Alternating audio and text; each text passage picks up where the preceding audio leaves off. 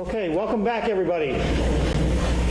We're back on. You haven't missed anything. We just had a slight pause in our communication. We're going to move forward with the department reports. The first one is the treasurer. Okay, thank you. The treasurer's report is for the period ending July 31st. The tax collector's account ended the month with $1,471,660. General fund ended the month with $64,613. Water fund ended the month with $408,080. The sewer fund ended the month with $561,910. Vouchers presented for payment to include prepaids. In the general fund, total $105,452.88. In the water fund, $52,954.38. In the sewer fund, total $38,399.05. And in the water main project, $261,114.58. And we paid out for the Dutchess County Water and Wastewater Grant vouchers to total $23,381.23. An operating statement is provided with the revenue and expenditures through August 18th. And then that's on the cloud. And Chrissy also emails those to all the department heads to keep them up to date on where they are with their individual departments. The water and wastewater, there were no water and wastewater adjustments this month. I continue to work on closing the fiscal year. Next month, I will present the annual financial condition of the village for the year ending 5/31/2020. Thank you. I can make a motion to accept the treasurer's report as entered. Do I have a second? Any discussion? All in favor? Aye. Aye. Opposed? Abstained? Approved. Thank you, Karen. Police report. Total number of incidents in the town were 30. Total number of incidents in the village, 106. Total number of tickets in the town, 4. Total number of tickets in the village were 30. Arrests were 2. Accidents were 3. There was extra coverage this month for traffic control for setting up for barricades, 4th of July fireworks show, the traffic control for brush pickup, and police traffic services, which is grant-funded patrol to enforce speed, cell phone usage, and distracted driving and seatbelt usage. This is for July. Building, planning, and zoning. The July monthly fees report for planning, zoning, and building. Building department had 21 actions, 8 COs and municipal searches, 13 building permits. The planning board had collection of fees for approvals for the total of $425. The grand total for the month of July was $7,107.40 in fees collected. Thank you, Paul. Highway Department. Okay, for the month of July, the department blacktopped filled potholes on Chestnut and North Parsonage and a water line hole in Kramer Park. Brush pickup on north and south side of the village. Covered a drainage ditch on Violet Street, watered trees. Road cut on Livingston Street, removed blacktop and resoiled. Weeded and mulched flower beds in front of the Village Hall and Police Department. Cleaned the fire department and Village Hall in absence of another employee. Pressure washed all of the big bellies, removed and trimmed parks and removed and trimmed trees in the parks. Moved barricades around the village. Storm cleanup, delivered mulch, and there was some help from the wastewater department from Scott Rathjen and Dave Secor, who helped drive and flag this month. I'd just like to make one comment, Trustee Lewitt, that our highway department has really stepped up and is doing a lot of work to help get our parks back in shape again. They've been for months, they've been distracted doing other things, and they put a lot of attention into our parks. So thank you to the highway department for really paying attention to that. That's going to be an ongoing effort. Water Department. Okay, so we're going to get the new generator put in This month, we've gone out to bid, Martina went out to bid for the landscaping project for the water tank on Hiley Road. Normal maintenance, the divers came and did their inspection of the tank. We need to continue cleaning it. We cleaned maybe half of it 5 years ago. We have to do the other part of it. The ladder's broken, so we're getting a bid on both cleaning and fixing the ladder inside the tank. The water tank on Hiley Road did not appear to leak. So that's good. So Delaware Engineering is they completed a draft report on the engineering analysis for the consolidation study for the Dutchess County Water and Wastewater Authority. And we'll forward that to you guys. It's in the draft form now. With regard to the water plant, some of the things that Bill Bright came up with were sort of about plant design and maybe some inferior design aspects of the plant. The good news is that there might be some ways to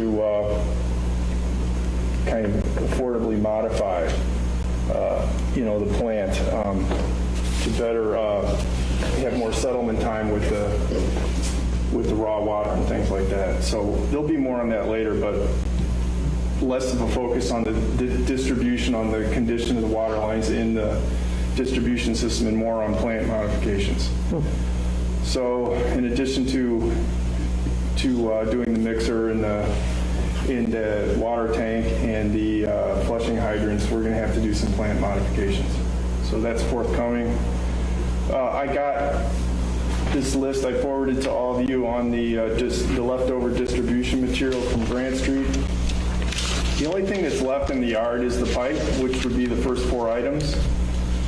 And Brian and I have determined that we don't need the 12-inch pipe. So what I showed you was 6 pieces of 8-inch pipe, 6 pieces of 6-inch pipe, and 5 pieces of 4-inch pipe. So it's quoted, they're 18 feet sections. Excuse me, my phone's ringing. The 8-inch is $21.43 a foot. The price that we're getting for our other supplier is $23.50 a foot. For the 6-inch pipe, it's $15.19 a foot. Our supplier now is $28.50 per foot. For the 4, it's $19.26 from Grant Street and $25.50 from our other supplier. So we could save money by buying these lengths of pipe. We use all 3 of those sizes, and we need those lengths. We also will save on delivery charges because we won't have a water leak and need to order order 1 piece of pipe and then have delivery. So what I propose is that we buy these. It comes out to $4,717 total from Grant Street. They will just drop it off, 1 delivery, no charge for the delivery. And it's about 15% lower than their cost. So I propose that we buy the spare pipe. It's still there after the project. So do we have a second? Seconded. All right, discussion? This is stuff that we use for repair. Yeah, and what we'll do is we'll cut, we'll have a crack in the pipe and we keep going and it runs 4 or 5 feet. So we get a 6-inch length, we cut it. So we have 18 feet pieces right next to the water plant, ready to go, ready to be cut and used in the field when we have water leaks. Or if we want to do this water line in front on Center Street, we're going to get some 4-inch pipe, which is it's not hard to find, but they don't make as much of it anymore because it's obsolete. So maybe a dumb question. Didn't we already buy this as part of the contract? No. As part of the supplies that were purchased? I guess what we bought is what they've installed. What they installed? Yeah. So All right, so we're not, I just want to make sure we haven't paid for this. No, this is his inventory. Although it's American steel because of the requirement that Right. with EFC. And I guess second question would be to Karen. Legally, can we just purchase this, or do we have to? It's not that we were looking to buy this and we're getting 3 costs for it because it's various miscellaneous parts. So Yeah. the board can I got another, I mean, I basically read you the other supplier's costs. Yeah. I was thinking if you had that kind of question, I could say the condition on Rich approving it. But I don't know why we would. I don't know either. I just want to We've make done sure. this before. We bought used things as kind of a sole source when we knew it was a really good price. But This really will be an inventory. yeah. I think you almost did your cost comparison for the inventory on each item as you stated that it's 15% low. Yeah. Plus I got the competitive price. Makes sense to me. I just want to Okay. make sure. You've done due diligence, I would say. All Yes. right. All in favor? Aye. Opposed? Abstained? I'm sorry, Greg, can you give me that total again? $4,717. They took everything else already. That's why I didn't. The valves were a good price too, but they already took it back to back on them. John, wastewater? Right. I'm going to just ask Brent to take one and hand them down. And Mr. Mayor, I'll read off the top line numbers of the wastewater report for the month of July. We treated 3.9 million gallons, excuse me, wastewater treated, gallons of sludge processed, 27,000 gallons, and pounds of sludge processed, 2,980 pounds.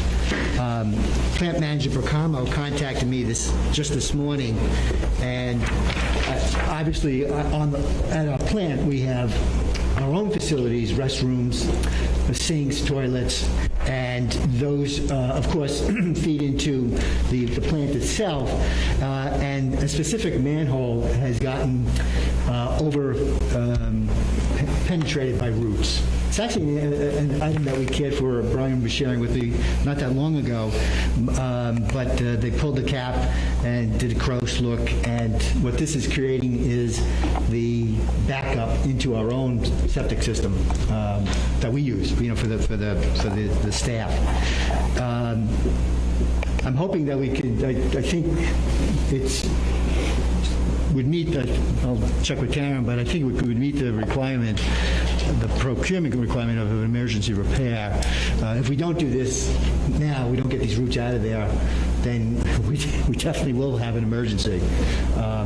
So, Brian, knowing that we had the meeting today, I said I would present this to the board in hopes that we could move forward with this without going through the 3 bids. I think if you present it to the board and deem it an emergency repair, then you can go ahead. Yeah, I feel comfortable characterizing it that way to the mayor and the trustees.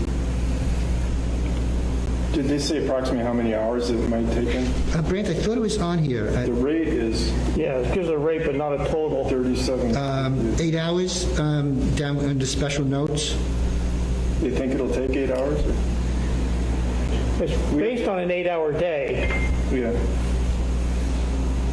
Well, I think so because we want to go further down into the pipe and do some of the stuff that Bill and Delaware was mentioning. Yeah, I mean, so how far can they go?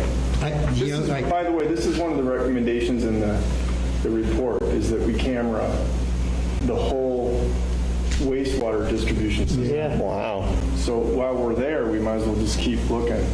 But we certainly want to get. No more than 8 hours, though. Oh no. So this is one day. Yeah, right. $37.50 for the day. Which includes the removal of the roots that are penetrating this section of the septic system. But we'll do better due diligence than we have in the past because I don't think we ever did any camera type of inspection before. And I'm glad that Brant reminded me that was a strong recommendation that we contemplate once we. But we'll wait for the final report. But that was one of the things that Delaware brought up to us. You probably should do the flushing and televising as its own separate bid because that Oh yes. it'll give you a baseline for future flushing and televising. And we have to tie that into the other priorities that that we're juggling at the plant. So, $37.50. It is an 8-hour day, and this will prevent what would be a very significant problem if we start to have our own system back up. So number one, you're declaring that, you're saying that this is an emergency. I feel, yeah, having looked at the procurement code, I can't remember the exact section, but, we talked about the safety, well-being Right. of No, as long as, if it's an emergency, we can we can go out for it right away. And this is new, brought in today. hours ago, Mr. Mayor. Yeah. So we haven't actually, and it's $37.50 and it's a one-day cost. Correct. All right. Let's take a vote. Do I have a motion to approve? I'll make a motion, please. Okay. Do I have a second? Second. All right. Any other discussion? All right. All in favor of approving $3,750 to provide a back truck, a camera, to push camera and operator to perform cleaning and root cutting on the inspection of 4 to 8 inch pipes. All in favor? Aye. Aye. Opposed? Abstained? Carried. Okay. Thanks, gentlemen. Committee reports. I think, Vanessa, we're back to you again.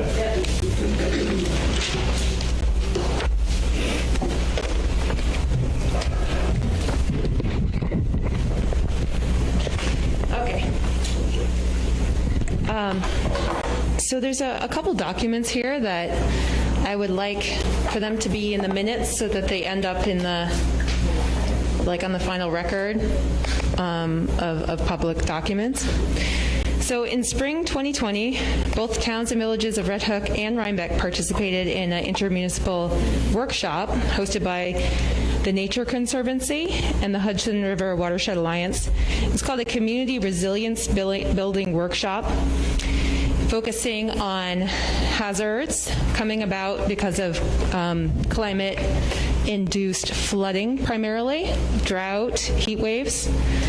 So a summary of the findings is a report that I'd like to be publicly accessible online, which I forward to you guys.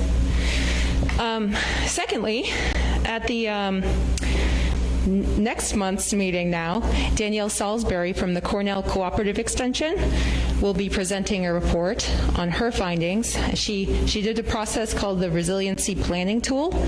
She went through all of the villages' planning and policies and procedures with an eye towards what adaptations should we be making to be better prepared for, again, climate-induced hazards like flooding. So a lot of this work is really great in highlighting the things that we should be working on in the coming years. So she'll be presenting that at next month's meeting. An update on our collaboration with the Marist students. These are environmental policy and environmental science students who are studying the Landsman Kill and Crystal Lake and looking at erosion and flooding in that area of the village. Their final report is also something I would like to have publicly accessible. It's got a lot of information, especially of interest for folks who live along those waterways. And also, we decided to postpone our riparian Trees for Tribs planting collaboration with Marist till spring 2021, just because of the COVID pandemic. I've started putting on updated recycling labels on the big bellies, so thank you for the power washing, Highway Department. And I'm working with Karen on an environmentally preferable purchasing and procurement policy, which is coming along really well. And Brant's also been helping with that. I'm excited to announce that 2 members of the Climate Smart Community Task Force and the Environmental Committee were accepted to a free program offered by Dutchess County Cornell Cooperative Extension. This will be training them to be experts in home energy efficiency, and they will be our resident consultants free of charge for the village and the town of Rhinebeck for residents who are thinking about switching to renewable energy for their homes or making any sort of efficiency improvements to their homes, but need a guiding hand to help them through the decision-making process. So this is really exciting. It's a 10-week training program, and then after that, part of the program is they're mandated to have at least, I think, 10 consultations locally. So we'll be getting the word out about that after the 10-week program is done. The CAPI greenhouse gas emissions inventory project hopefully will be kicking off in September. Stay tuned for that. That was also postponed because of COVID. And then regarding the Joint Environmental Committee projects, David Chernak, who's our BARD Center for Environmental Policy intern, is doing an amazing job pouring through the comprehensive plan, and he'll be also presenting at next month's village board meeting and also the town board meeting. It'll be midpoint of his project. It's a 6-month project, so he'll be providing an update. I also wanted to note that the town park, they worked with the Conway School of Landscape Design, and they came out with a really amazing report all about the town park and how to make it more environmentally friendly and even more accessible to the public. And it's a beautiful report that we should also have posted online for the public. And then lastly, the issue of reducing road salt during winter treatment of the roads. So there's a lot of work being done across the state and across the country, across the world actually, researching how excess road salt actually seeps into the environment and into water sources and has a very damaging long-term effect. So the Department of Transportation in New York State, they're doing a pilot program in the Adirondacks, really coming up with best practices for how to reduce the salt treatment and different kinds of equipment to pre-treat the roads with the salt brine, thereby reducing the need to come back and back and back with more and more salt. So we would like to do a meeting with both highway departments and discuss, talk shop, figure out how we could maybe take up some of these best practices.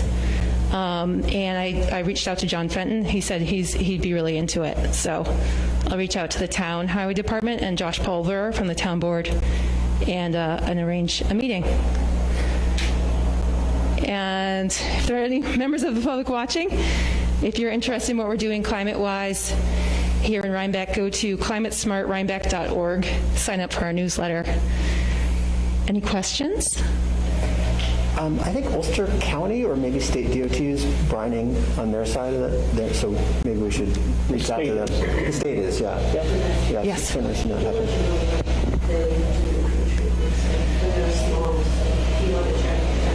Great, yeah.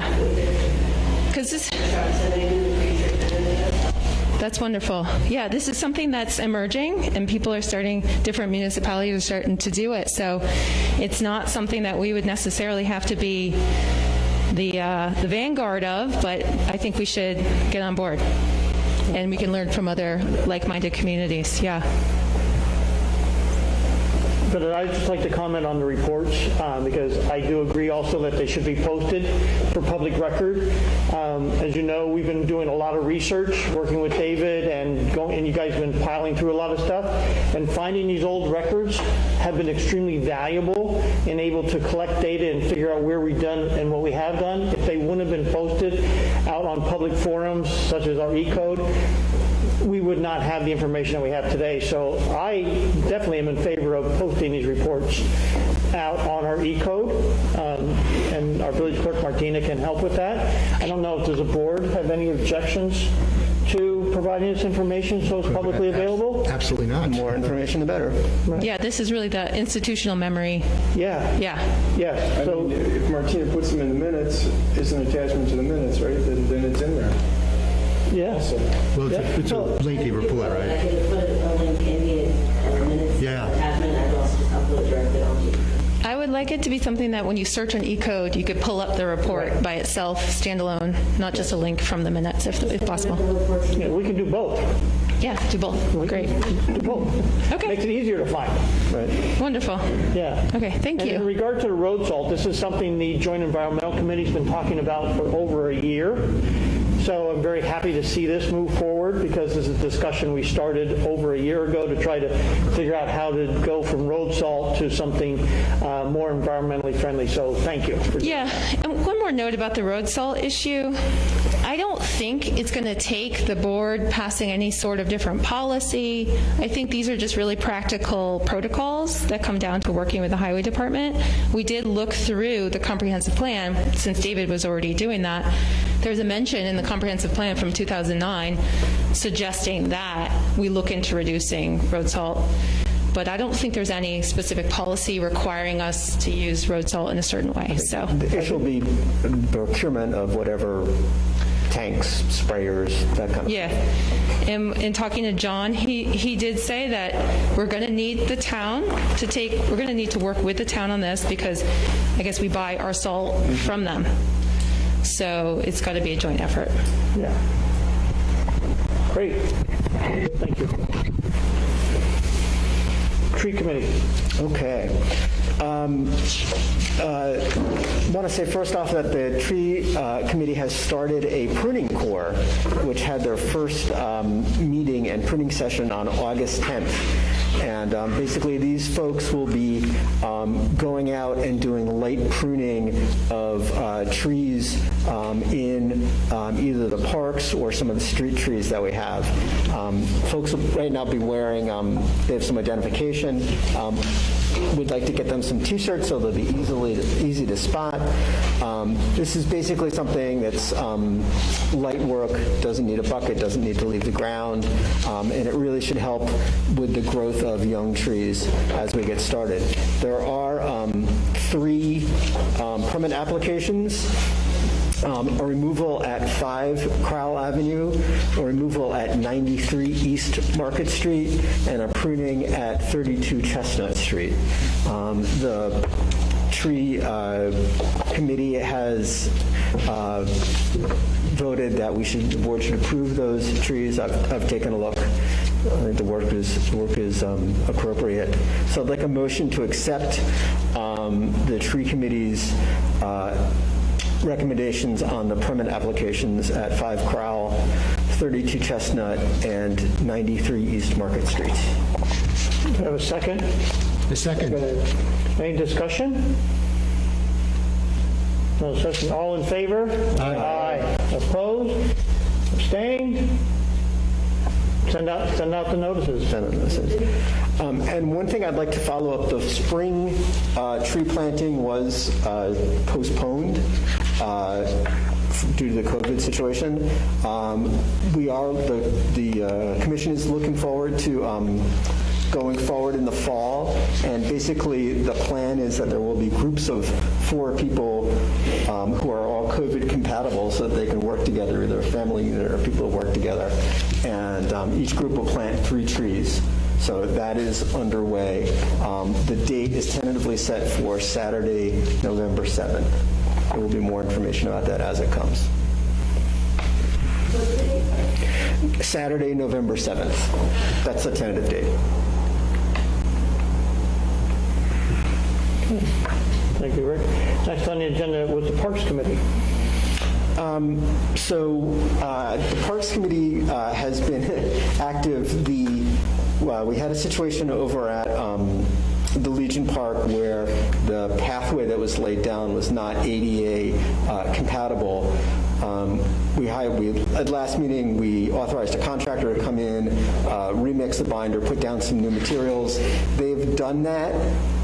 We are waiting the final inspection from our engineering firm, Ty & Bond, and if they sign off on the situation, then that should be completed, and I'll bring a report when it's done. I spoke to Brandy, that report from them the next couple of days. So that is a situation that was unacceptable prior. I was just out there this morning. There's a nice firm surface that's available, which should make that area handicap accessible.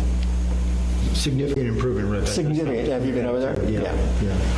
I think there was an issue. The one little section may need to be redone. It was seemed to be coming up soon. Cool. We'll check it out. I didn't even notice it. Yeah, they may have already done it. Yeah. Okay. Very good. Okay. Other business. Village-owned parcels update. Paul.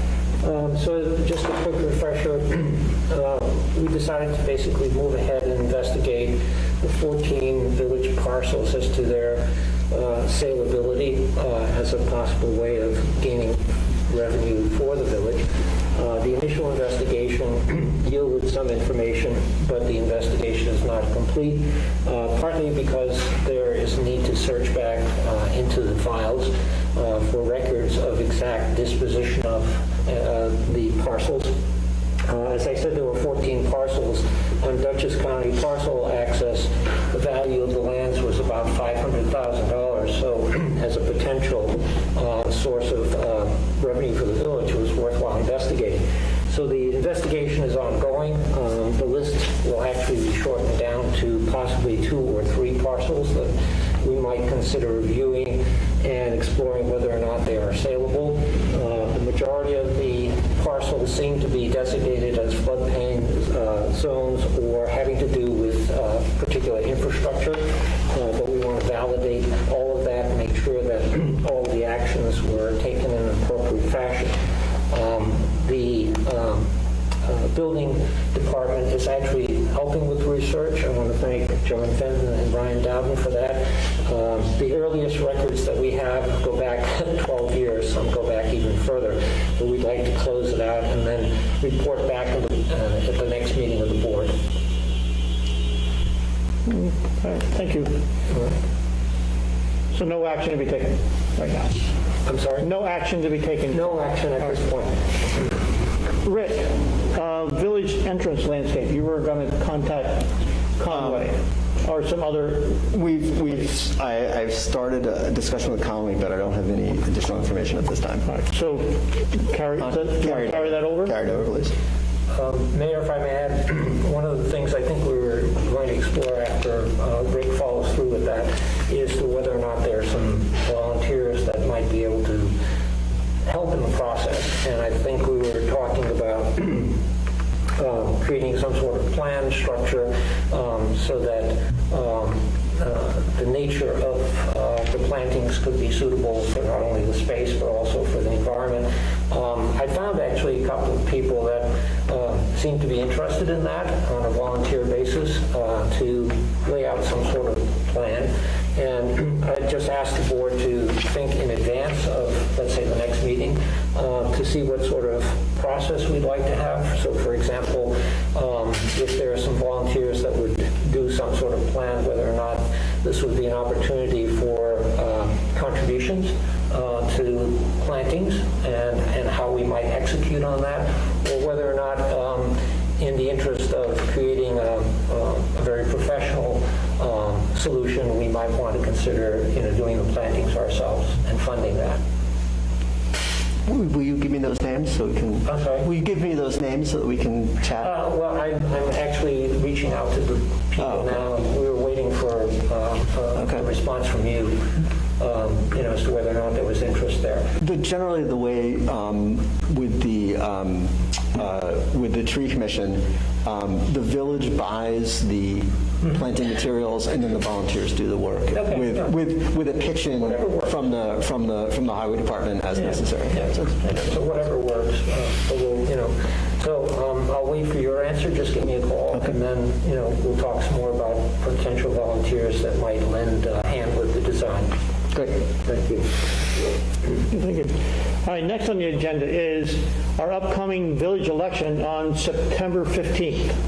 So, Martina, do you want to give an update on, or how would you like me to? I can, yeah. You might have to pull closer to the mic. I put a little diagram up on the cloud for you to see, but essentially we had the idea of hosting the village election in the Firehouse Bay. So basically we would have people come in off of Center Street, utilize this back parking area. We, as the village employees, would move our cars for the day, park over by the police station. We'd block that off so that the police and ourselves can park here, and if they need to get out, we'll turn that one way into a two-way, and then block that off so that we can start our line so we can make it socially distanced.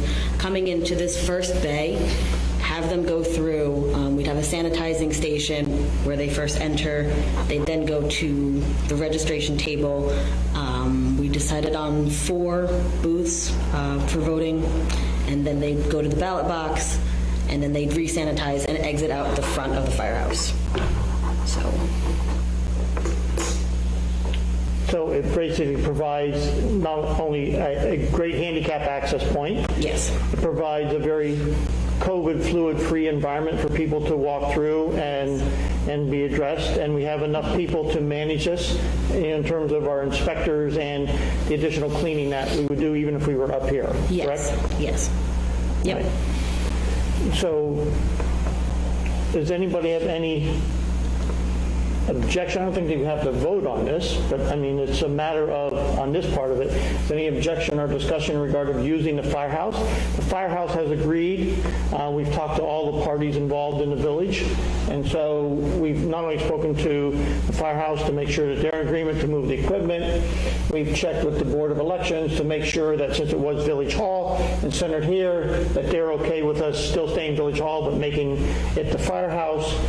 In fact, they've offered to also give us some PPE to be able to help facilitate the election coming up on September 15th. Do we know what the hours will be? The noon to 9 p.m. standard hours, which is always they had for the election, noon to 9. Are we reaching out for additional volunteers? Do we need to do that in terms of, staffing the election process? We've kind of walked through the process. We have all of the inspectors that are required to be here.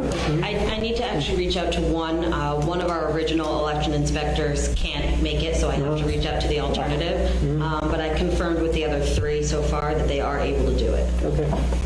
And for cleaning from noon to 4, our John Armando will do it during his normal hours.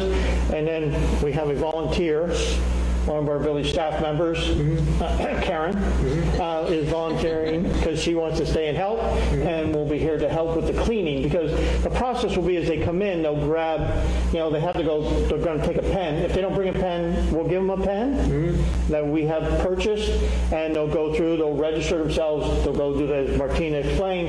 At the end, when they put their ballot into the box, we'll take the pen back, we'll clean the pen, but in between every person voting, the tabletop that they use for voting on will be wiped out. Right? So we have a process in place for cleaning it between each individual voter during the day. Okay, great. So thank you, volunteers. Any other? Everybody in favor of doing this? I know it's on the agenda, but can we have Martina talk a little bit about the absentee ballot? Yeah, we're going to get that next.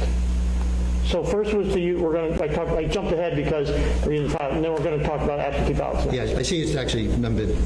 Yeah, I jumped ahead. All right. So I just want to make sure everybody's okay with the firehouse. Everybody's okay with the As long firehouse. as it's okay with them, yeah. Yeah, we have, that's been approved. You've taken care of that, so. Yeah, that's all been approved. All right. So now that we're doing that and we have a place and everything, now we have to make sure how we're going to get out the election. So one of the discussions was using absentee ballots. And Martina, you've been doing some research on this as well. Yes, so it looks like it was just passed today from the governor that should people want to avoid coming to the village hall to vote, they can use an absentee ballot. The thing with the absentee ballot, though, you have to make sure that they're in 10 days prior to the election. So anybody who does want an absentee ballot, you can absolutely contact me. I can get you one. I can mail you one. You can come to the village hall to get one. It's just a matter of asking for one. Are you saying? Yep, they have to fill out an application. Well, when I looked into this about 10 days ago, the COVID exception was not granted yet for the temporary illness or whatever. You really have to check the box. So are you saying that as of today? As of today, it has been. I didn't know this. Like 1 o'clock. It was 1 o'clock today. Yeah. I did not know As of this. today, it has Well, that's been great. accepted. Yep. Yeah. So you can use COVID as a reason for using an absentee Good. ballot. You will have to fill out the application to get it, and then I will send you the absentee ballot. So Martina, just for clarity, you need to ask for the absentee ballot, and you can do that anytime up until 10 days before the election? Is that Yes. okay? And then your ballot can be received either directly to you or via mail any Just day. 6 days prior to the election, I need to receive your ballot. So it has to be mailed to the village hall. Okay. 6 days prior? 6 days I before. believe so. Do we have a Dropbox? Or your desk? It would come directly to me, and I'll Okay. hold on to it. And it And we do have doesn't an get- outside Dropbox. Yes, they can put it in the outside Dropbox, but it will be locked away in my office until it can be opened by the election inspectors on the election day. Martina, if I bring you my ballot on September 12th, it doesn't count. It would count. It wouldn't be You just- opened until. No, we just said that, maybe I misunderstood, that everything had to be to you 6 days prior to the election, which would be Yeah. I think they want to leave. 9/9. My apologies. That's the application that can be in 10 days prior. Yeah, You can give me your ballot up until the So- election. Right. I would urge people to, there's 3 mail situations here. There's sending in your request, you would send back the ballot, and then they theoretically could send it back to you. So Yes. people should be mindful of the logjam, not just with the post office the way it's been, but anytime, that sounds like a lot, so maybe they should take the thing in themselves. Yeah, they could drop them off at Village Hall. They could deliver them and put them in our Dropbox, which we have outside as well. So if Which they would don't want to bypass mail them back. mailing it and would get it directly to me. And we can make applications available, at any time. Yes. We have them here at Village Hall. They can come, or they can come get the, Yes. the application. Yes, it doesn't have to be mailed to you. You can come pick it up at That's right. Village I'm just Hall. saying, if you did the back and forth with the mail, that's 3. It takes a bit takes more a time. long time. Yes. We have to expect, Board, that we're going to trend like the rest of the United States, which is about 55%, both Democrats and Republicans, who want to do an absentee ballot. So we really need to be clear on that process, because I'm betting the majority of people in this village are going to prefer an absentee ballot. Is there a cutoff date to ask for the application, Martina? Like Yes. what's the last date that I could come in and say, I want to do an absentee ballot? Is that the date of the 19th? Yes, so the application, I believe, I have to look that back up. Why don't you look so you have... I have to double check on that, because there is a cutoff date for when you can ask for an application. Okay. And there's a cutoff date for when I can send out ballots. So I You believe, should post that to the website. Yeah, we- I will, I believe this yes. is up until today, this is all new news. I know, I didn't think that. So it I'll was be announced making at a 1 o'clock formal today. announcement tomorrow. So we want to put this out to all of our media as much as possible, so that everybody's aware that they can use COVID as to select an absentee ballot now, which is critical. So if everybody's okay with that, I mean, we're going to do it. Well, by law, it supersedes us, so we're in that process now. We just got to be really clear to the public, Gary. So what's our goal to have this basically codified and posted and, clarified and made available in a published final version? Tomorrow. Yeah. Okay. I would agree. It has to be accurate. Yeah, I mean, in a way, it's codified, but yeah. Well, no, but I mean, something to Summarize, yeah. I know what you're saying, Paul. We got to get this out. Yeah. Right. Information out to the public. You're right. Okay.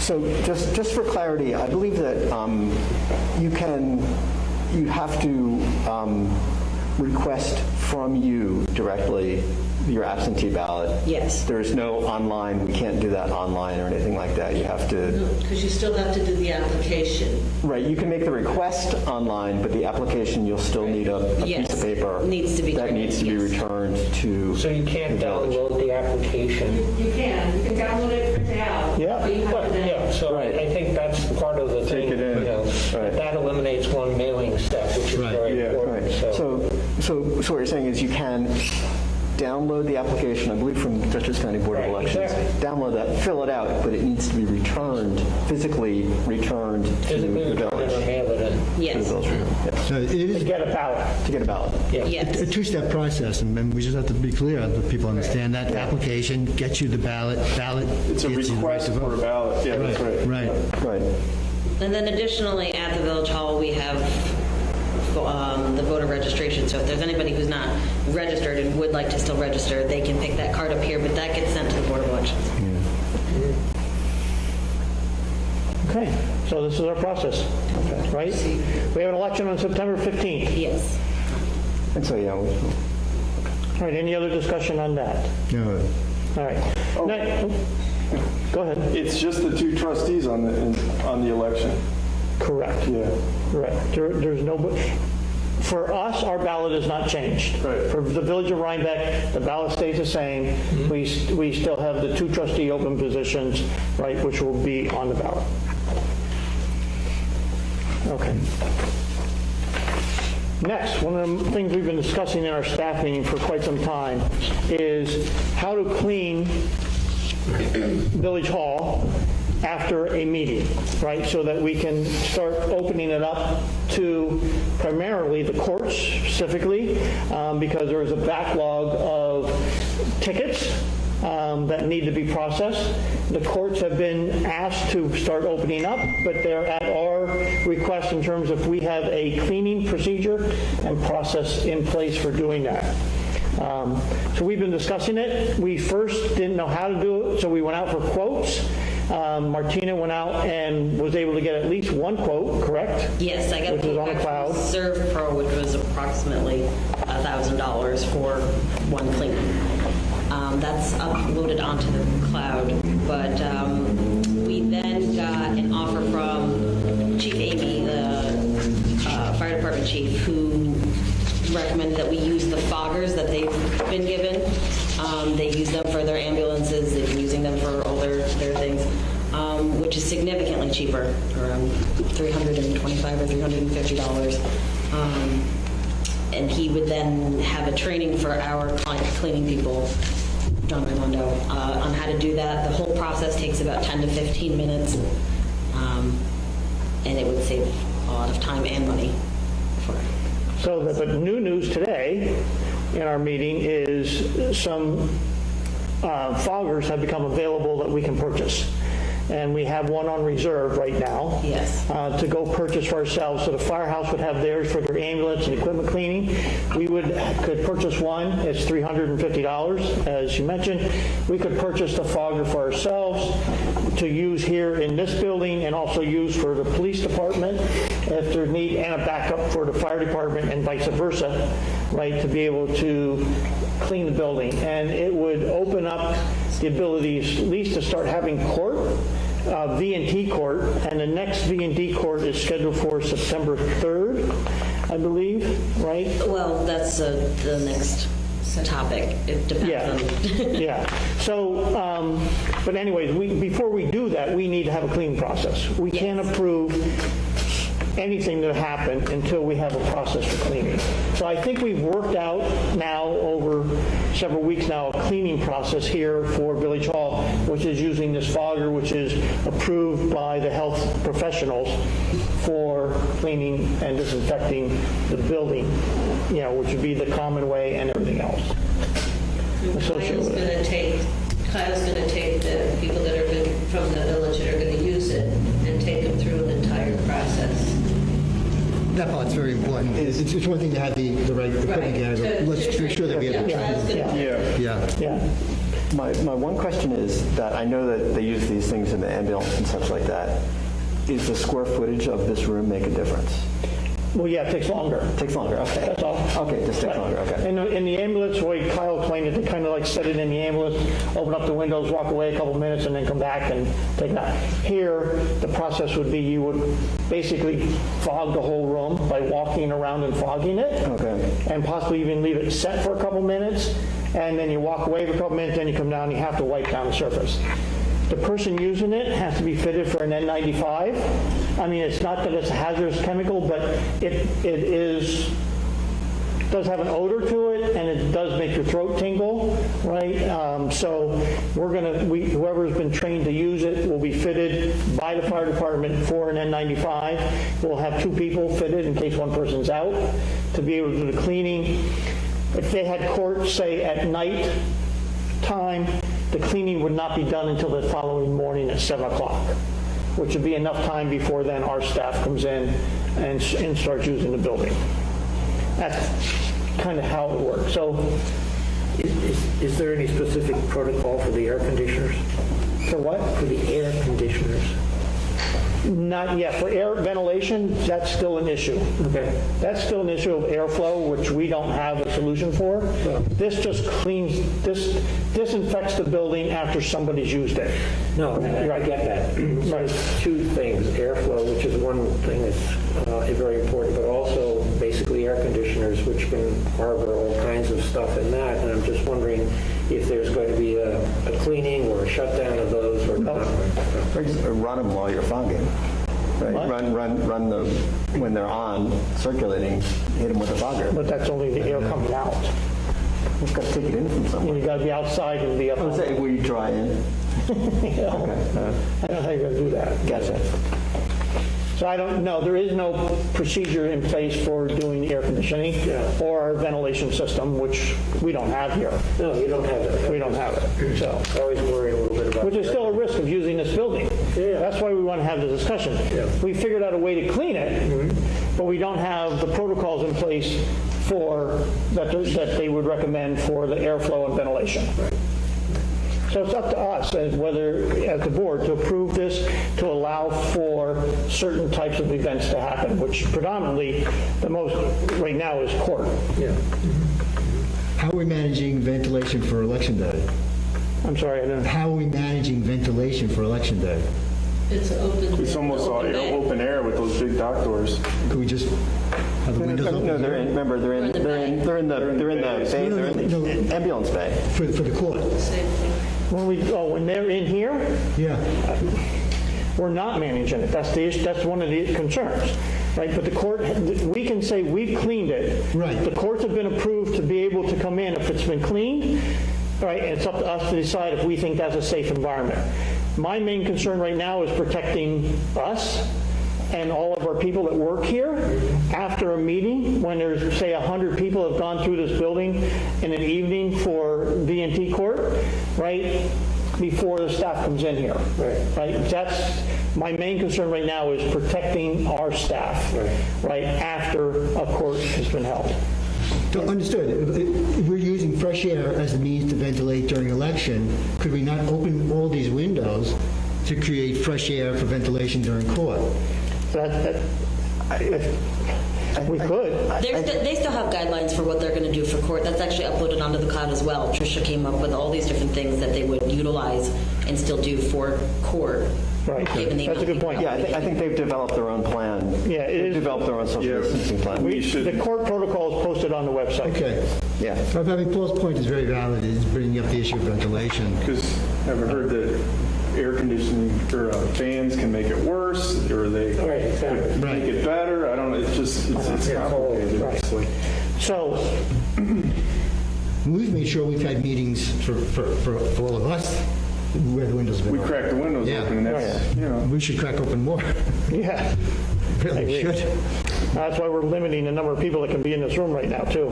I'm talking about those of us that are here. We have one window open. All right, so Okay. Actually, I will crack that one. I'd like, Graham, before you walk, I'd like to make let's have a vote on the cleaning process to allow for courts, which is really the next thing on our agenda is to allow B&T court to start.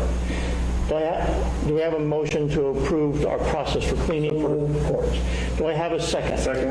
Is there any other discussion that we need to have on this cleaning process and for us to allow for court? Because this is us to allow. Yeah, no. That was a good discussion, John. All right, so given the court protocols that they have put in place and the cleaning protocols that we have put in place, I would like to make a motion that we allow for court to start for V&T court, right? And the first court date is set for September 2nd. Second. Second. All in favor? Aye. Aye. Opposed? Thanks, Bill. Abstain? Okay, all right, I just want to make it clear that the court has their own set of safety protocols for taking care of people during court. We're really just responsible for the room and making sure that when they're done, the room is ready to go again. So, I just wanted to ask one question. I apologize to the board. Is there any place in that court protocol, I'm sorry, I haven't read it, for checking the temperatures of people coming into court? Yes. They purchased. Yes. Okay, great. And the other thing I want to make note is that we've mapped out the room, Yeah. and the maximum number of people that they can have in the room at any one time, right, with social distancing, is 16 people. Yeah, that's Right, so that's a kind of important thing. That we're not opening this room and it's going to be crowds coming in. They got to have to stagger them to groups of 16 Yeah. and to whatever they can schedule within those times. And there will be court officers. There'll be a court officer at the door. Right? There'll be a court officer up here, right? And there'll be obviously officers who are prosecutors involved, but two court officers will be on duty all the time during the court just to manage that traffic flow, right? At this door and at the downstairs door. And that will be limited to 16 people, which is the maximum number of chairs. Once we actually set courtroom up like it would be for V&T, and we actually did a trial court to walk through the process. I mean, we've done some other things to protect our court clerk with shields. We have shields for the judge. We've done all of those other things as well to protect everybody here involved. Sorry for the distraction. Yeah, no, and that's a good point because we didn't discuss. We've really put an effort into It's protecting the people. temperature check that actually, seems to be very important. Agreed, Paul. And they have purchased them. Yeah, that's all. Yeah. All right. So we're going to start with court. Tina, thank you. Let the clerk know. All right. Video conferencing platform for board meetings. It's next on the agenda.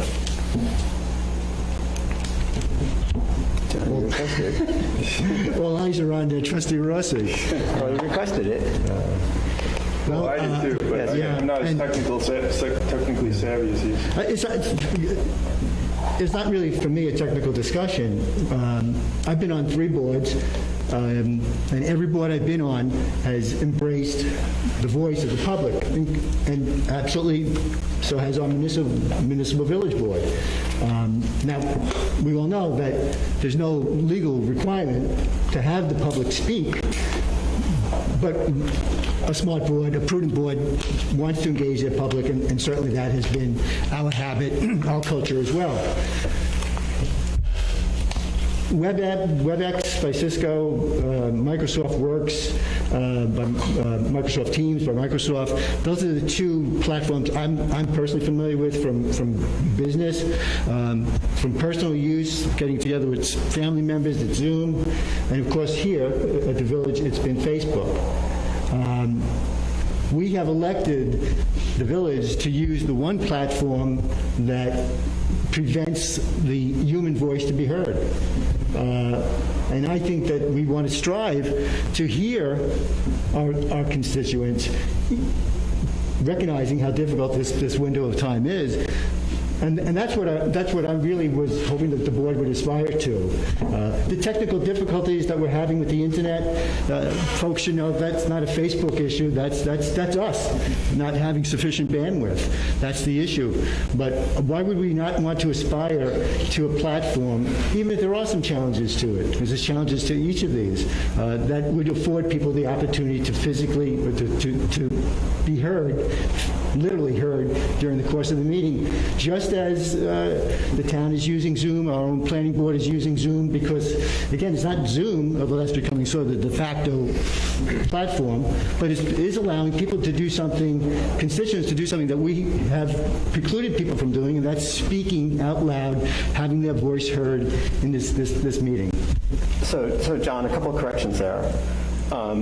Both the planning board here, the planning board, you're only allowed to participate with an invitation from Ryan. You have to call in, ask Ryan. He then sends you a meeting invite. The town board does not take public comment during their meetings. Again, there are sometimes speakers. Unless by invitation. Unless by invitation. So really, the general problem is with any open platform that we use, we have to have a meeting manager. That's really whatever we use. You have to have basically a gatekeeper. And I know that the town, when they do have a public hearing, hires somebody, I think it's $100 an hour, who basically acts as the gatekeeper to run the meetings for them. So I think the issue for us is, right now, we don't have the man with the person power to have a gatekeeper working during the meeting. So it would be a question of adding an additional person to. I do want to correct your correction of me. What I said was we want to hear people be able to speak. How that's channeled by the planning board or the town, that's a different discussion, but they are successful where we are not in hearing human voice of constituents. That's all I'm saying, Rick. As far as the administration, I don't think the deputy mayor, a trustee of the board, should also have to be plugging in Ethernet cables. Ryan is someone who's already familiar and acquainted with the Zoom platform, does the administration. Could we not use Ryan for a couple of hours, one Tuesday every Monday, once a month? And even if it was a couple $100, a small price to pay, in my mind, for the people to be able to speak. I actually thought of that too, asking Ryan to help us. I was on the platform as a person at home for the first 3 meetings because I wasn't comfortable coming out yet. And it was kind of ridiculous because I was furiously typing and you guys were commenting and then I couldn't talk. And one of the people said, "Why don't you guys use Zoom so Frank can talk?" And there's just so many people, and I don't want to get specific about the technology because I'm not a whiz on the technology, but so many people have said to use Zoom. We've all used Zoom. I was on a zoning meeting with the county and there were 100 people, and some people were typing in questions and they would pop up on the screen, and even that was good. And then the moderator could let them in and actually show the video feed later if they so choose. So the only thing we're missing on our agenda is a public comment section. Right. Right. So what we would add is we would change a platform to be able to put that public comment back on the agenda. Because otherwise, there's no public comment. Right. But we also allow them to comment on individual items frequently. Yeah, we have when they're here in present. But the specific thing is the public comment. And we do allow people to comment now. Right, we allow them to send in the comments. We allow them to comment if they're a user, and we do allow comments to be entered into the record, which is on there. It's not the same as the free speech. No, it's not. I agree, it's not the same. Yeah. Our platform was set up by us all being. Let me finish a second. Our platform was set up that we were all in a room, socially distanced, wearing masks, and being able to conduct business. Zoom works very well if you're not in that room, which you weren't for 2 meetings, right? You were remote, right, and you're choosing.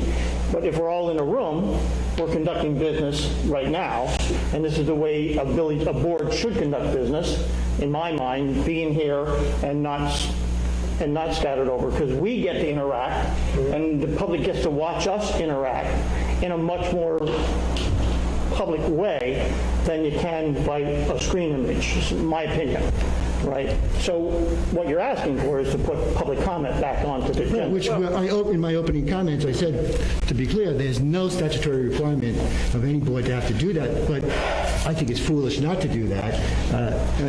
Looks like everyone is agreeing. I mean, I want to hear from the public, and there's going to be so many pent-up comments, if we go 9 months in this manner. It's just...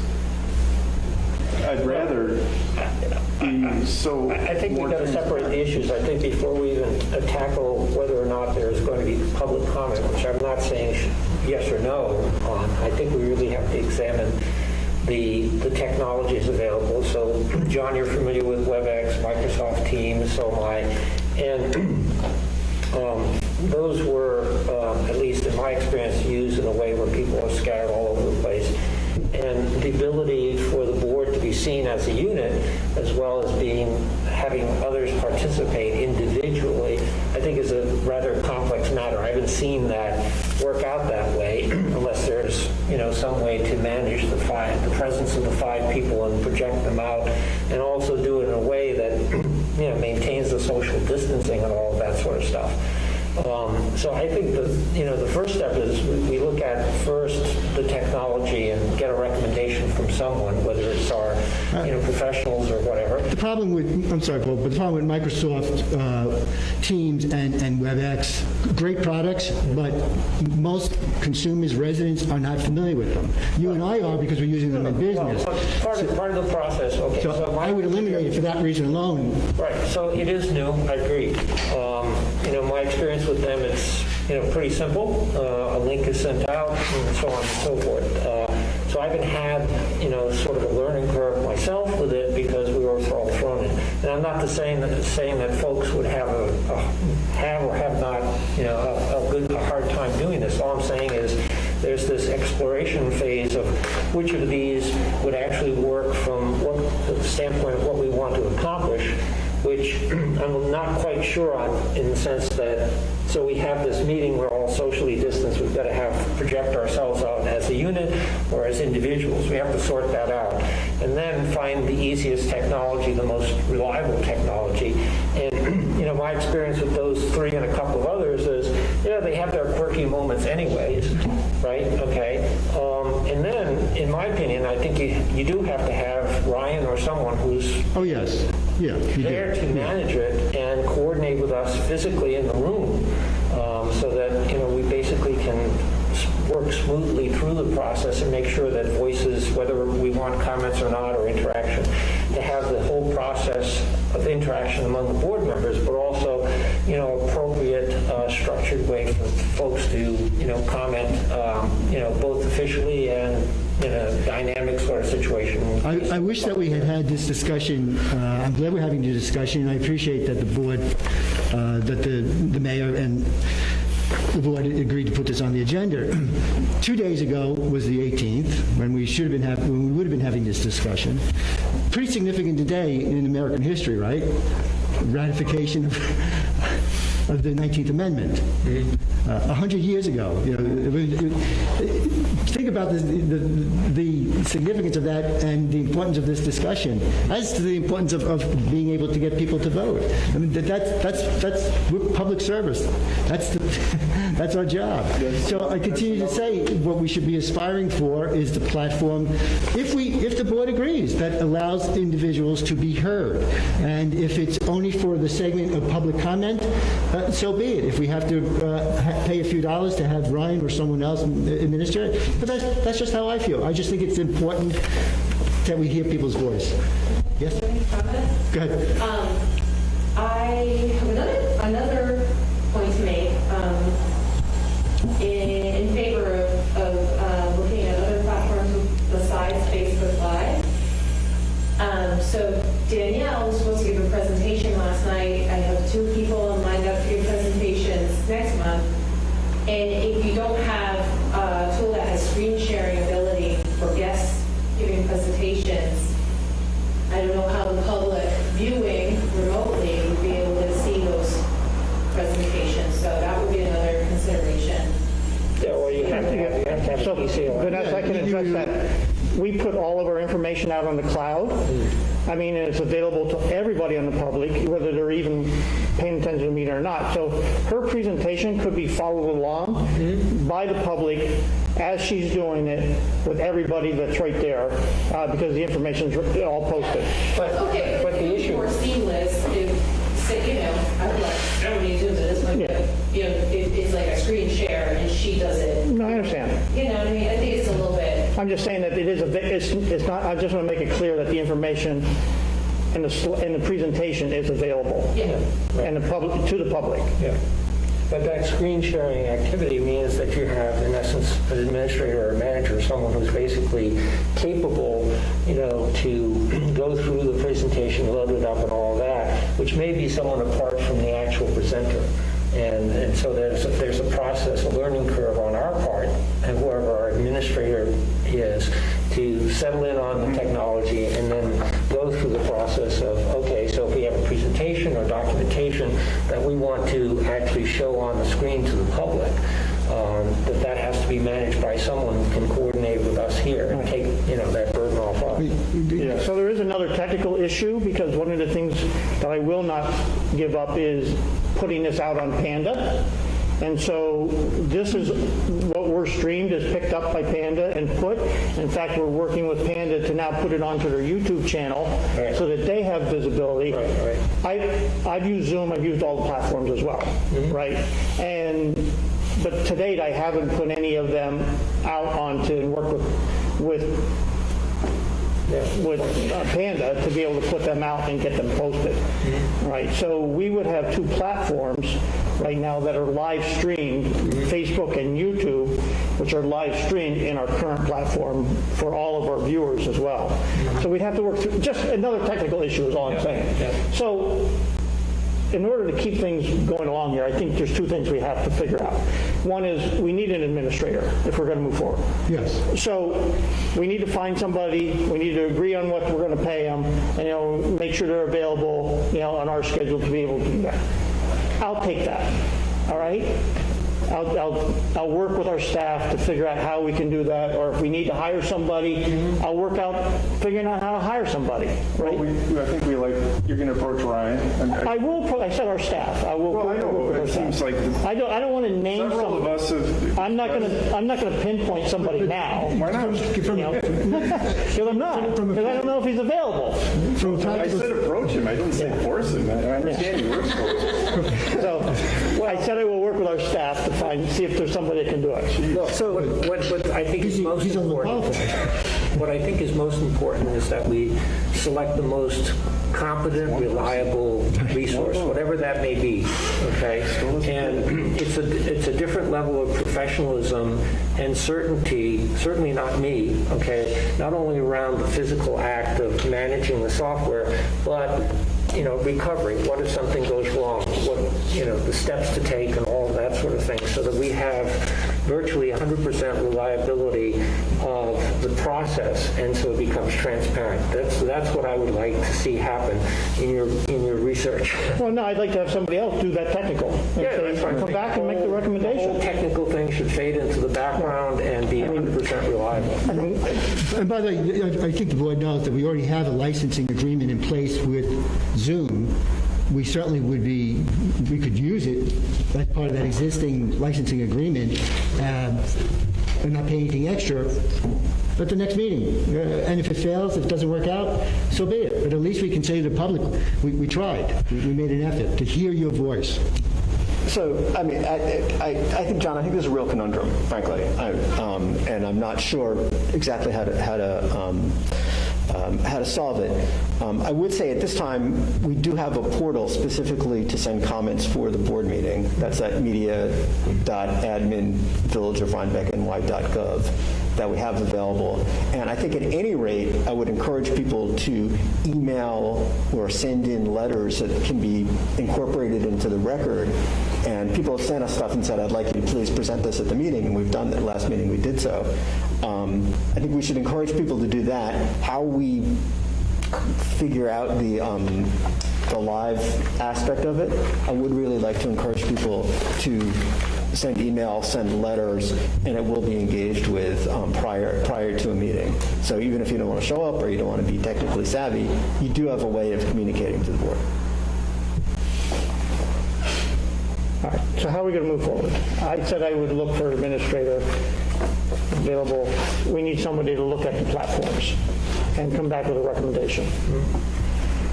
Yeah, I think, look, I agree with you. I think it should be done, with your guidance, but we should basically look to, our internet service provider or someone like that to make a recommendation. We evaluate it, you look at it, and we, basically look at the options, the technical options. What can this platform actually do for us? If the mayor has a conversation with staff, which obviously he's committed to do, and a member of that staff happens to be Ryan, the person most acquainted and most trained in this particular and new application, the mayor will find that from Ryan we can get a sense of process flow and a sense of the technology that the village is already paying licensing fees for, Zoom, which is the most familiar application to most people at home.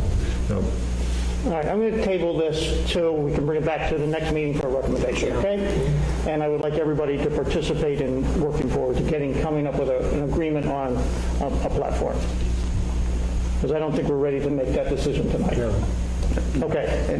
And I just want to say, we started this because when we started, Zoom was having the Zoom bombing issues. They Rick, did you're not- absolutely you know, correct, so, Rick. and this was the best Rick, one you're- to you're many right. open public platform that we could get our hands on But publicly. those security breaches have been cared for, better encryption. By having an administrator. Yeah, Okay, we got some important stuff to move on, so I want to keep moving on here. thank you. Village Hall, the next thing is the staff, and we've done this yearly, we've closed the building for 2 days to allow for cleaning and filing and all sorts of kind of get caught up. We've talked to the staff. The staff would like to propose closing Village Hall on August 27th and 28th for that purpose. I'd like to make a motion that we close the building for those 2 days. Seconded. Any other discussion? All in favor? Aye. Aye. Opposed? Abstained? Carried. All right. Our next meeting, we've now moved this meeting out to the 20th. Our next meeting would be, September 8th, but we also need to have a reorganizational meeting directly after the September 15th election. So one of the things we can do, if the board is in agreement, is to combine those two into one. Instead of having a meeting in another week and a half, move it out to the Monday following the election, which would be the 21st. Right. So I'm opening that up for discussion. If the board wants to have two meetings or combine them into one. From a COVID point of view, it makes sense that you can consolidate one meeting instead of doing two. It's safer. Yeah, it just makes a lot of sense to go to one meeting. One meeting. No. And would that, the Monday doesn't conflict with any other use of the I'll have to double check. room? Yeah, last time we checked, we didn't have anything. Yeah. But, So pending that, I would say let's do it. okay. Pending All right. your Okay. approval. Do we need a motion, or is it just? I make a motion that pending there's no other meetings scheduled on Monday, September 21st, it will be our next regularly scheduled monthly meeting. Second. All in favor? Aye. Opposed? Abstained? So carried. All right. Application to expand historic district. John Rossi. Thank you. I'm looking over my... By the way, I have 10 minutes, so. I know. Sorry. That's why I'm trying to keep it moving. Branch, I think you might be the only one with the that was smart enough to print up a hard copy, and that includes me too. There you go. But Gary, Mayor, and trustees, you're all familiar because we began this process in 2018, and I'm happy to say we're now at a place on September the 10th. Jennifer Betchworth from the State Historic Preservation Office, New York State, is making a formal presentation to expand our village boundaries. Jennifer said this is not necessary, but boy, it wouldn't hurt to have maybe a letter from the mayor or a resolution from the board when I go up there on the 10th. And that's what I prepared. I ran this by, I asked Brant, because he has really a lot of knowledge in this area, to take a look at it. And most importantly, Jennifer looked at it and had a couple of recommendations. I made those changes. Gary, if you want to read the resolution. Well, I want to talk about it first. I don't know, is this, if we submit this resolution, does it make it binding that we're expanding? Oh, no. So that's why I'm making sure to the Depends on public. who you ask. So I've gotten a lot of comments from the public saying that they're still not familiar with what we need to do and what the process is for voting and approving on this. So Could what I you're, say something on that note? Yeah. I think we really, and I can read the language in here, to expand the HDO is referenced as being the map in the master plan dated blah, blah, blah, 1993. So I think what we would want to say is have a public hearing and say, as amended by this new drawing, and then that way we get the public involved. We have a public hearing. We're going to expand to Oak Street. We're going to expand to Platt and North Mulberry. And get people out, just like we did, because I was here when we passed it originally, and there were a lot of people very interested in the topic. So Gary, to answer your question, what happens on September the 10th is, here's the application to expand, but it's really not, I'm sorry, that's wrong for me to say it, characterize it that way. Here's the application for National Register designations, National Historic Registration designations. Hopefully, it gets approved probably in about 60 or 90 days from then.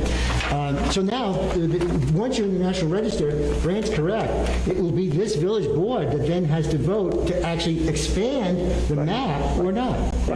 I just want to clarify, Yeah, I know. for those who are listening, that Yeah. we're not making it binding right now. What we're doing is trying to keep the process moving forward that allows the Historic Register to be adopted by the state for their recommendation. Right, although the process will move forward. The resolution, and I know it's only been up in the cloud a couple of days, what it says is that we, and remember, we're the sponsor of this, but as the sponsor, we continue to support this trajectory. Right. But we don't need to do a resolution. It's just We do an not. extra. Right, exactly, right. So it's up to you guys what you want to do. Because we still have a long ways to go. Do you think it's going to help? Oh, yeah, I mean, I'm taking this from the expert, Jennifer Betchworth, and she says it sure wouldn't hurt to have this.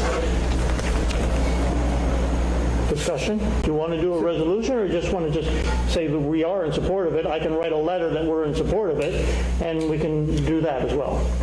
I'd approve the resolution. I read it. Have you read it? You're comfortable with it? Everybody comfortable with this? One typo. On behalf of the village. We can actually specify that it's understood that we are not expanding the HDO in the zoning code by right. this action. Yeah, that's not in here. No, not at all. That's not in here. So the public, Brant is correct, will have an opportunity to go, if they dislike the idea of expanding the village boundaries, there'll be an opportunity to discuss that, and the board will be voting on it. So are we saying we want to amend this to include your statement, Brad? Yeah, That you want to amend the resolution? yeah, that it's understood that we're not expanding the HDO in the zoning code by this action. Right. Well, then I should run it by Jennifer. I don't know if that would, she might say, well, then just give me a letter. She's just looking for some statement of support. Sorry, how about we do this, John? We add that amendment, we add that additional statement as recommended by Brant. You run it through legal, and as a board, we can vote remotely as well to approve this, because I'll make a motion that we adopt the resolution approving legal review of the additions. All right? Okay. Contingent, yeah. So I'm making a motion that we adopt the resolution based on the additional comments to be added and, to go forward. Brent, can you? Do I have a second? Second. Have any other discussion? I just want to be clear. For folks at home. So basically, we're going to do this. We're going to get a recommendation from the state. Then we begin the public hearing process. Well, Rick, what will happen is the state, we're on the agenda for September 10th to have the application submitted. Okay. And that will establish state and national historic designations for the You have a copy new of that? properties that Right. we're getting. That doesn't expand the map here in the village of Rhinebeck. That's going to require a vote of the board. So, Realistically, that will probably happen in January at best. okay. So, but the point is that once all this stuff falls into place, at that time, that's when we'll really be receiving a lot of public input about if we want to expand the map, how we expand the map, what the boundaries are going to be. That's really the moment when the public will really be able, as you say, to make their voice heard. Yeah. And that's when the public really arrives into the process. Yeah, I mean, we would give you that opportunity. I mean, All right. I think the we have, boundaries are set. I think we have a plan to move forward. Okay. Okay? Everybody agree? We have a plan to move forward on I'm this? just going to hold Trustee Newnecker to, can you make the modification, and I'll get to Rich and to Jennifer? You said it out loud, but Oh, yeah, no, I will. okay. Okay, moving on. Minutes approval for our last board meeting on July 14th, 2020. I'd like to make a motion to accept the minutes as submitted by the village clerk. Second. Any discussion? All in favor? Aye. Opposed? Abstained? So carried. All right. Personnel, as I always like to do, I like to announce those people who have worked for our village so diligently over many of the years. I again would like to announce we have 2 anniversaries in August. Officer Patrick Murphy, 23 years. Congratulations, Officer Murphy. And Officer Dan Killian, 4 years. So thank you both for your service to the community and what you do to help keep us safe. All right. Correspondence on file at the clerk's office. I'd like to make a motion to adjourn. Second? All in favor? Aye. Opposed? Abstained? So carried. Thank you. You know, I know we don't use it, but there's a auto. Did you see this? There's the auto caption. No, I'll be around tomorrow. Okay. There's an auto captioning on Facebook. Yeah. It's kind of cool. Well, I was watching our last one. Yeah. Take it out. How'd it do? Yeah, It didn't do very well. didn't do very well. It's better now. Good night. Good night or good afternoon. Good afternoon. Hey, good afternoon. Good evening. Goodbye. That's it.